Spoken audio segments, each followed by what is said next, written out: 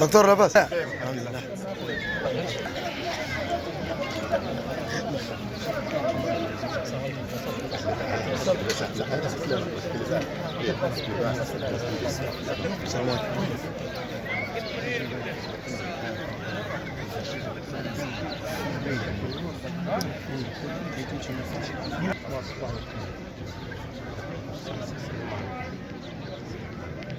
الثانية اللوحة الثانية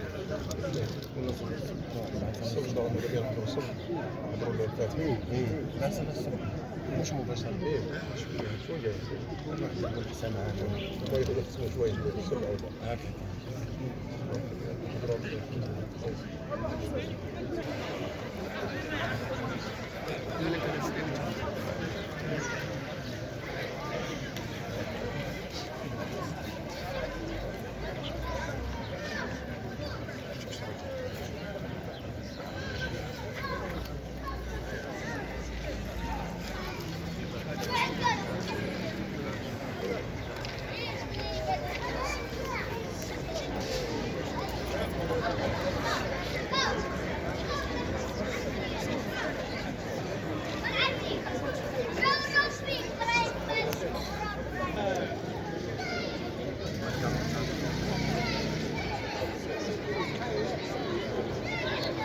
ثم الصلاة والسلام على هذا النبي الأمين صاحب الفضيلة والشفاعة يوم الدين.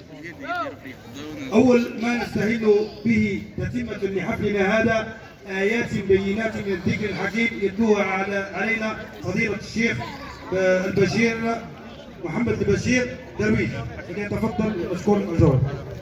أعوذ بالله من الشيطان الرجيم. بسم الله الرحمن الرحيم. يا أيها الذين آمنوا اتقوا الله ولتنظر نفس ما قدمت لغد واتقوا الله إن الله خبير بما تعملون.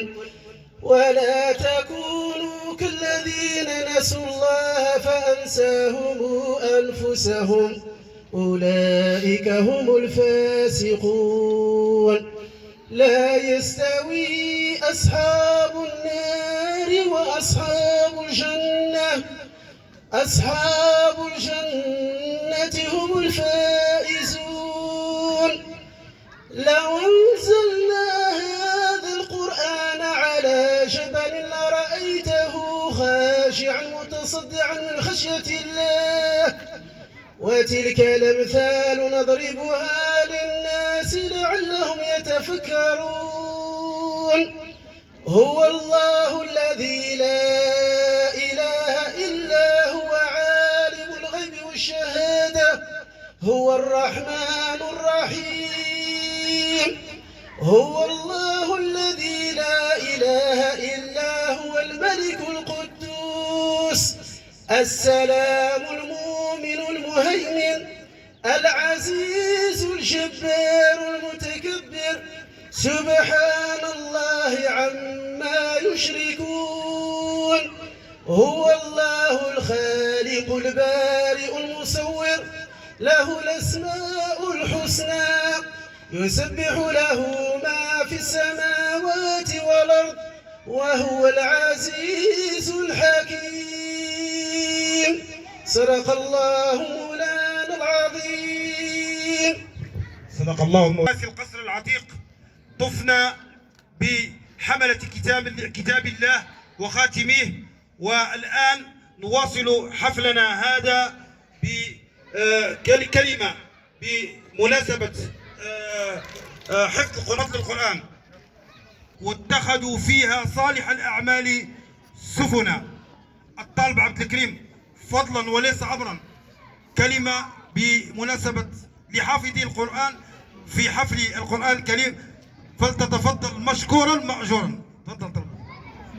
بسم الله الرحمن الرحيم، والحمد لله رب العالمين، وبه أستعين. والصلاة والسلام على أيها الإخوة الكرام، السلام عليكم ورحمة الله تعالى وبركاته.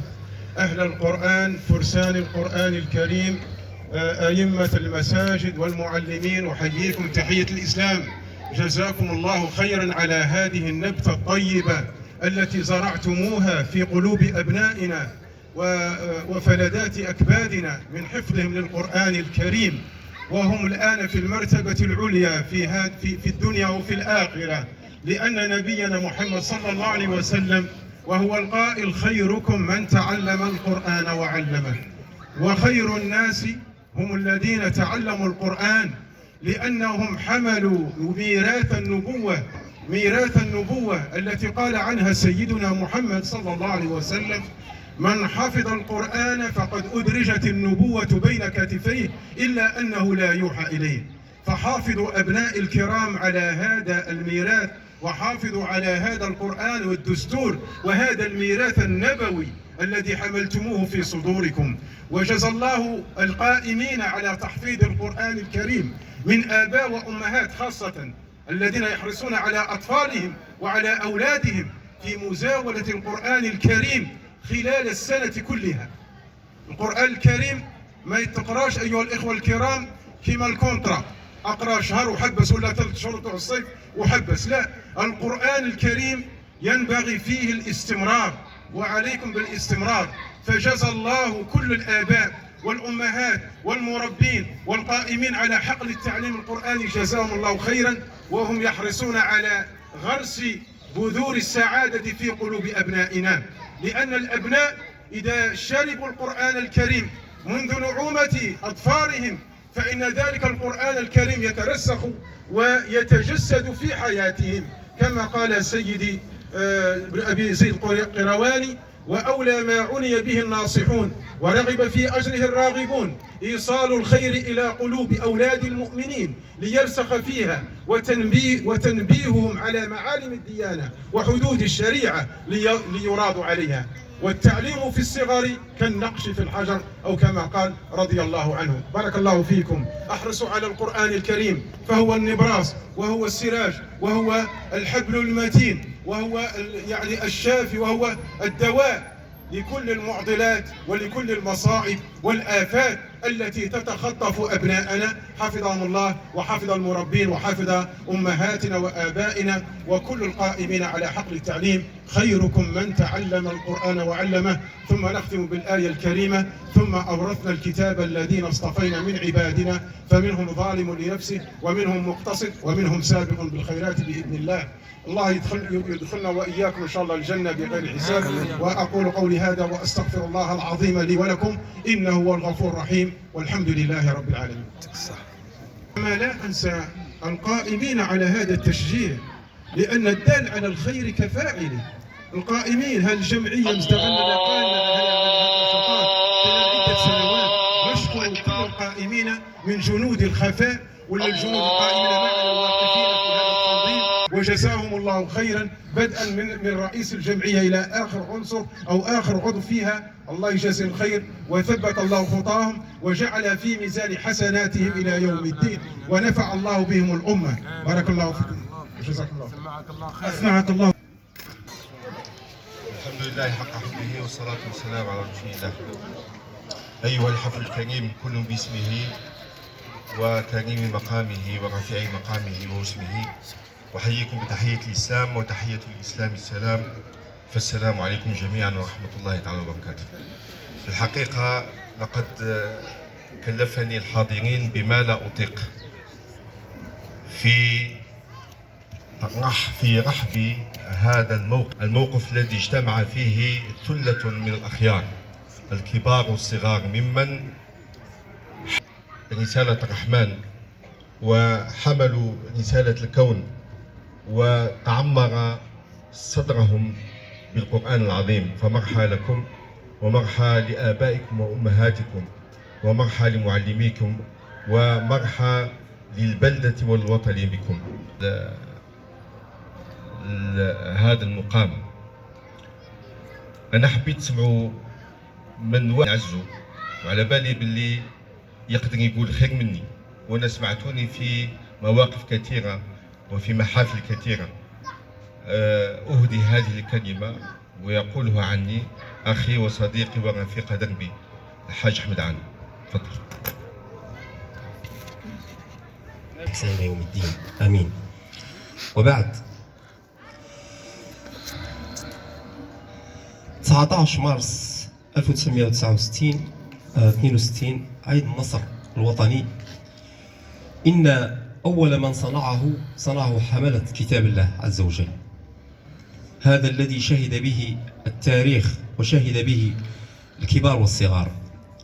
ولهذا ما نوصي به أبناءنا حفظة القرآن هما أن يسهروا أولا وقبل كل شيء على ترسيخ كتاب الله في قلوبهم.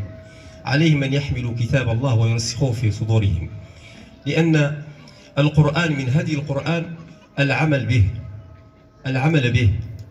والعمل به هو الذي أوصل شهداء الثورة إلى أن يقدموا أنفسهم وأرواحهم من أجل الوطن، لأن إيمانهم بالله عز وجل، إيمانهم بكلهم على الله هو الذي أرشدهم وهداهم إلى أن يسيروا في طريق الحق وينصروا الحق ويقفوا مع الحق إلى طريق النجاة، وتفتح لنا الآفاق ولنا الدرب.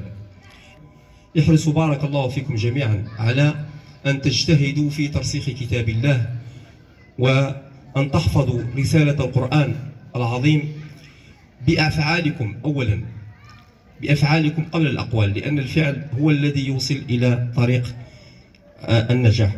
أما بالعكس التاريخ، وهو تاريخ عيد النصر الذي سبق 5 جويلية، أو تاريخ الذي توقفت فيه، إنما هو تاريخ القرآن الكريم، على رأسهم شيخنا الشيخ عبد القادر وليدي رحمة الله عليه، هذه الطبعة باسمه. لهذا نترحم على جميع موتانا وموتى المسلمين، الله جعلكم ثمرة لهذه البلدة الطيبة ولهذا الوطن الطيب. الله جميعا وشكرا لكم. الحمد لله والصلاة والسلام على رسول الله. كل الإخوة لا يقلقوا، لأن ربما أنا إن شاء الله ما نطولش، وباش نصلوا إن شاء الله وديروا تكريمات. حتى ما عادش والله مشيت. الحمد لله والصلاة والسلام على رسول الله. بادئ ذي بدء أشكر جمعية مزدغنا على هذه المبادرة وعلى هذا العرفان الذي أسأل الله سبحانه وتعالى أن يجعل ذلك أو بركات ذلك زيادة في التألق والنشاط والزيادة إلى سير قدما في طريق الخير وتفريغ.